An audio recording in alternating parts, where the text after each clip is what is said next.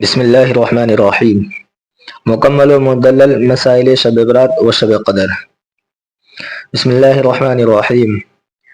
حامیم والکتاب المبین انا انزلناه فی لیلۃ مبارکۃ انا کنا منذرین فیہا یفرق کل امر حکیم امرا من عندنا انا کنا مرسلین۔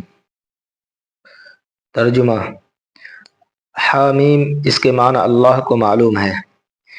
قسم ہے اس کتاب واضح کی کہ ہم نے اس کو لوح محفوظ سے آسمان دنیا پر ایک برکت والی رات میں اتارا ہے، کیونکہ ہم بھی وجہ شفقت کے اپنے ارادہ میں اپنے بندوں کو آگاہ کرنے والے تھے، یعنی ہم کو یہ منظور ہوا کہ مضرتوں سے بچانے کے لیے خیر و شر پر مطلع کر دیں۔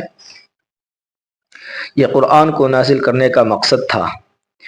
آگے اس شب کے برکات و منافع کا بیان ہے کہ اس رات میں ہر حکمت والا معاملہ ہماری پیشی سے حکم صادر ہو کر طے کیا جاتا ہے، یعنی سال بھر کے معاملات جو سارے کے سارے ہی حکمت پر مبنی ہوتے ہیں، جس طرح انجام دینے کو منظور ہوتے ہیں، اس طریقے کو متعین کر کے ان کی اطلاع متعلقہ فرشتوں کو کر کے ان کے سپرد کر دیے جاتے ہیں۔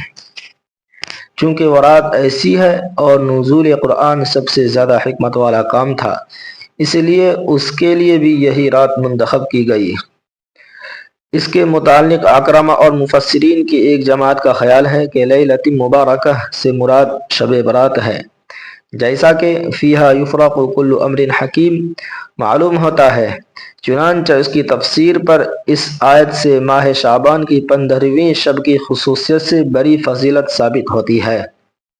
نزول قرآنی سے مراد حقیقتاً نزول قرآنی نہیں ہے، بلکہ نزول کا فیصلہ مراد ہے کہ اس مبارک رات میں ہم نے قرآن کو نازل کرنے کا فیصلہ کر دیا تھا۔ پھر نزول حقیقی شب قدر میں ہوا۔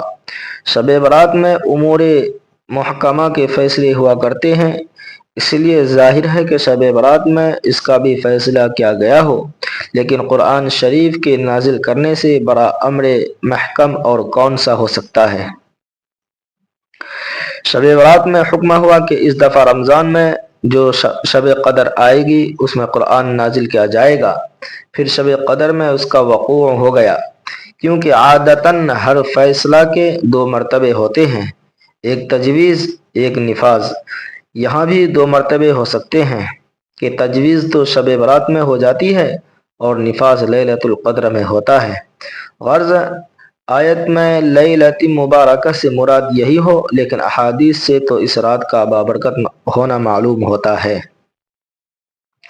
وجہ تسمیہ: شعبان شب و تشعب سے مشتق ہے، جس کے معنی تفرق اور پھیل جانے کے ہیں۔